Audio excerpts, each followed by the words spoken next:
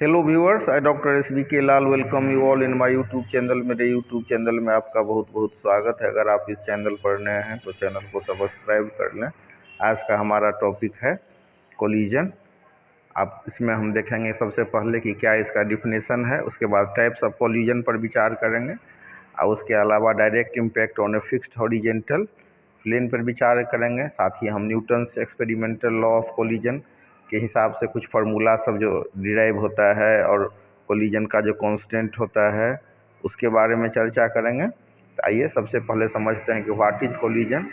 Collision is a brief event where two or more object exert force on each other causing their motion to change. अब इसमें collision में क्या होता है, एक पदार्थ दूसरे से टक्कर मारता है, संघात करता है। कोलिजन के लिए हिंदी में शब्द है टक्कर। तो इसमें दो या दो से अधिक पदार्थ एक दूसरे के साथ टकराते हैं और टकराने के बाद क्या होता है कि अपना मोशन को चेंज कर लेते हैं, अपने काइनेटिक एनर्जी, अपने एनर्जी को भी चेंज कर लेते हैं। तो अब ये इसके बाद collision when two bodies collide to so happen that deformity is formed at the point of collision. अब ये जहाँ पर वस्तु टकराएंगे वो हो गया संघात बिंदु, मतलब पॉइंट ऑफ कोलिजन। तो वहाँ पर क्या होगा, कुछ डिफॉर्मिटी का फॉर्मेशन होगा और from the end simultaneously from the body a natural force begin to act to repair the deformity. और वहाँ पर एक नेचुरल फोर्स लगेगा, प्राकृतिक बल लगेगा। कौन चीज़ के लिए? द डिफॉर्मिटी को, डिफॉर्मेशन को दूर करने के लिए। द मीटिंग ऑफ पार्टिकल और of body in which each exerts a force upon the other causing the exchange of energy और मोमेंटम। अब इसमें जो पार्टिकल एक दूसरे से टक्कर मारता है तो एक दूसरे पर बल लगाता है और इसमें बल लगाने से क्या होता है, एक्सचेंज ऑफ एनर्जी या एक्सचेंज ऑफ मोमेंटम होता है।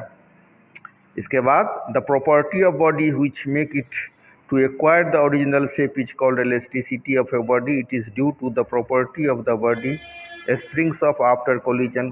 कोलिजन के बाद हम देखते हैं कि वस्तु उछलता है। तो इसमें आपको यहाँ पर देखेंगे सिलेबस में इलास्टिक कोलिजन पढ़ना है तो ये टाइप ऑफ कोलिजन में आ जाएगा। तो उससे पहले हम लोग इलास्टिसिटी को समझ लें। तो इलास्टिसिटी का गुण क्या है किसी बॉडी का? इलास्टिसिटी किसी वस्तु का वह गुण है जिसके कारण वो अपने पुराने शेप को प्राप्त करता है, ओरिजिनल शेप को प्राप्त करता है। तो the property of body which make it to acquire the original shape is called elasticity. अब this elastic property is present in all bodies almost in some measure or large, and it does not depend upon the shape of the body but upon the matter of the body which it is made. तो ये जिस वस्तु से बना हुआ होता है उस पर निर्भर करता है उसका इलास्टिक प्रॉपर्टी, और हर एक वस्तु में थोड़ा या बहुत कम मात्रा में ये होता है। अब इसके बाद हम देखेंगे कि ये जो it does not depend upon the shape of the body, वस्तु के शेप पर निर्भर नहीं करता है बल्कि ये जिस चीज़ से बना हुआ है उस पर निर्भर करता है। अब इसके बाद हम चर्चा करेंगे टाइप्स ऑफ कोलिजन का। तो टाइप ऑफ कोलिजन की बात करें तो तीन तरह का कोलिजन होता है। एक होता है इलास्टिक कोलिजन, एक होता है इनइलास्टिक कोलिजन, एक होता है परफेक्टली इनइलास्टिक कोलिजन। तो अगर हम इलास्टिक कोलिजन की बात करें तो इसमें मोमेंटम और काइनेटिक एनर्जी दोनों कंजर्व रहता है। Both momentum and kinetic energy are conserve. There is no loss of kinetic energy during a collision such as collision between sub atomic particle between steel और गैस और glass ball is nearly elastic. तो हम देख सकते हैं कि steel और glass ball के बीच में जो टक्कर होता है इलास्टिक कोलिजन का उदाहरण है। दूसरा है इनइलास्टिक कोलिजन। इसमें क्या होता है, काइनेटिक एनर्जी का लॉस होता है ड्यूरिंग द कोलिजन। तो momentum is conserve but kinetic energy note. Momentum इसमें कंजर्व होगा लेकिन काइनेटिक एनर्जी कंजर्व नहीं होगा। और अगर हम बात करें परफेक्टली इनइलास्टिक कोलिजन का तो इसमें क्या होता है, दोनों वस्तु टकरा करके एक ही वस्तु में परिवर्तित हो जाते हैं। A specific type of inelastic collision where the object stick together after the collision and move in a single mass, kinetic energy loss is maximum। तो इस तरह काइनेटिक एनर्जी से मैक्सिमम होता है। अब जब एक वस्तु दूसरे में घुस जाएगा, जैसे मतलब कार मार दिया धक्का ट्रक में और उसमें घुस गया, आप ट्रक चल रहा है उसको घसीट ले रहा है तो दोनों का मास एक ही हो गया। तो ये हो गया परफेक्टली इनइलास्टिक कोलिजन में अब इसके बाद हम समझते हैं Newton's experimental law of collision. तो न्यूटन ने बहुत सारे वस्तुओं को टकरा करके आपस में टक्कर लगा करके बॉल सब में आपस में संघात करा करके कुछ एक्सपेरिमेंट किया और उस एक्सपेरिमेंट के आधार पर कुछ निष्कर्ष निकाला। इसी को हम बोलते हैं Newton's experimental law of collision, यानी कि न्यूटन के संघात का नियम। तो इसमें हम दो वस्तु लेते हैं, एक वस्तु m है, दूसरा m डैश है। m वस्तु का वेलोसिटी u है और m डैश वाली जो वस्तु है उसका वेलोसिटी u डैश है। दोनों एक दूसरे से टकराते हैं और टकराने के बाद इनका वेलोसिटी कितना हो जाता है, तो m वाली वस्तु जो है, m मास वाली वस्तु, उसका वेलोसिटी v हो जाता है और m डैश वाली वस्तु का जो वेलोसिटी है v डैश हो जाता है। तो after various experiment Newton found that when two bodies have direct impact then in the line of impact the relative velocity before collision and after collision have negative but fixed ratio। तो Newton ने दोनों वस्तुओं को टकरा करके देखा और पाया कि रिलेटिव वेलोसिटी जो होता है कोलिजन के पहले और कोलिजन के बाद, तो उसका जो रेशियो होता है एक निगेटिव कांस्टेंट होता है। तो अब अगर u हम देख रहे हैं कि m द्रव्यमान की वस्तु, m मास की वस्तु u वेलोसिटी से चल रहा है और m डैश वाली वस्तु u डैश से, और u अगर ग्रेटर देन u डैश हो तो क्या होगा, रिलेटिव वेलोसिटी आफ्टर कोलिजन क्या हो जाएगा, तो m वाली वस्तु का हो जाएगा v और m डैश का v डैश। तो इसका रिलेटिव जो वेलोसिटी आफ्टर कोलिजन हो जाएगा v minus v dash. Before collision क्या होगा, u माइनस u डैश। तो न्यूटन्स लॉ ऑफ कोलिजन के हिसाब से v माइनस v डैश बटा u माइनस u डैश बराबर एक निगेटिव कांस्टेंट होगा। अब यहाँ हम मान लेते हैं E फॉर इलास्टिक, तो इलास्टिक कांस्टेंट इसको माइनस ई से डिनोट करते हैं। तो क्या लिखेंगे हम, v माइनस v डैश बटा u माइनस u डैश बराबर माइनस ई, और इस तरह से v माइनस v डैश बराबर माइनस ई, u माइनस u डैश बराबर ई, u माइनस u डैश। इस तरह से law of conservation of momentum की बात हम करें, इसमें हम जोड़ दें, गुना कर दें m से, तो हो जाएगा m u plus M dash you dash बराबर minus e u minus u dash बराबर हो जाएगा e you dash minus u. अब इसके बाद हम देखेंगे कि the value of e is always between 0 and 0 1। E का जो वैल्यू होता है 0 और 1 के बीच में हमेशा होता है। ई बराबर 1, एक कब होगा, जब परफेक्टली इलास्टिक वस्तु होगा तो उसके लिए ई बराबर 1 होगा, और जो इन इलास्टिक वस्तु है उसके लिए ई बराबर 0 हो जाएगा।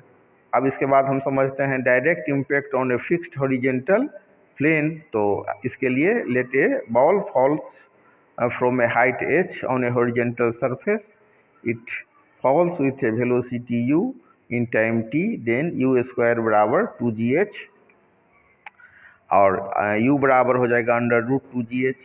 इस तरह से माने हम देखते हैं ना फार्मूला v बराबर u प्लस ए टी वाला में, तो क्या हो जाएगा, इसी फार्मूला के हिसाब से हो जाएगा 0 बराबर u माइनस जी टी। तो t का वैल्यू हो जाएगा u बटा जी, बराबर हो जाएगा अंडर रूट 2gh अपॉन जी, और ये बराबर हम लिख सकते हैं जी से जी जब कैंसिल हो जाएगा तो अंडर रूट 2h अपॉन जी। तो let it springs up with a velocity v, since the surface is static, its velocity before and after impact is u dash बराबर v डैश बराबर 0। और ये हमारा जो इक्वेशन हम 1 लिखे हैं, v माइनस v डैश बराबर माइनस ई u डैश माइनस u, तो इससे हम लिखेंगे v माइनस 0 बराबर ई 0 माइनस u बराबर माइनस ई यू, और इससे हमारा निकल जाएगा इसका वैल्यू, u का वैल्यू जब 2gh अंडर रूट हम लिखेंगे तो लिख सकते हैं हम कि v बराबर माइनस ई अंडर रूट 2gh, और इस तरह से v बराबर हो जाएगा ई यू, और अब फिर इस तरह से v का वैल्यू हो जाएगा e under root 2gh in the upward direction, since negative sign of v simply shows that the body goes up after first collision, the body springs with velocity v and attains maximum height h1 in time t। अब इसको समझ लेने के बाद थोड़ी सी चर्चा हम कर लेते हैं, एक दो केस और इसको समझ लीजिए कि इस हिसाब से t1 का वैल्यू हो जाएगा u बट्टा जी, मतलब t बराबर जब u बट्टा जी होता है तो t1 बराबर हो जाएगा u बट्टा जी बराबर ई टी।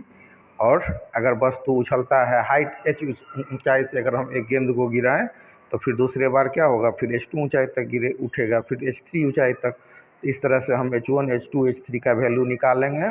तो H2 बराबर हो जाएगा हमारा E स्क्वायर H1 बराबर हो जाएगा E स्क्वायर H, H3 बराबर हो जाएगा E6H, E4 बराबर E8H। इस तरह से हम देखेंगे कि height H1 H2 H3 are in the geometrical progression and also the first term is H and the common ratio is E square. इस तरह से हम इसको समझ सकते हैं। और direct impact of to spheres की बात करेंगे, इसमें V डैश बराबर हो जाएगा, इसमें हमारा V बराबर हो जाएगा M minus E M dash U plus M dash you dash 1 plus E upon M plus M dash. और V डैश का वैल्यू हो जाएगा हमारा M U 1 plus E you dash M dash minus E M upon M plus M dash. फिर motion in opposite direction की बात करें तब हमारा V बराबर हो जाएगा U M minus E M dash minus M dash you dash 1 plus E M plus M dash. तो इस तरह से हम इसको समझ सकते हैं। तो direct impact of to bodies की अगर हम बात कर रहे हैं तो इसमें हो जाएगा V बराबर M minus M dash U upon M plus M dash plus 2m1 u1 U dash upon M plus M dash. तो इस तरह से हम इसको समझ सकते हैं और कोलिजन को पूरा हमने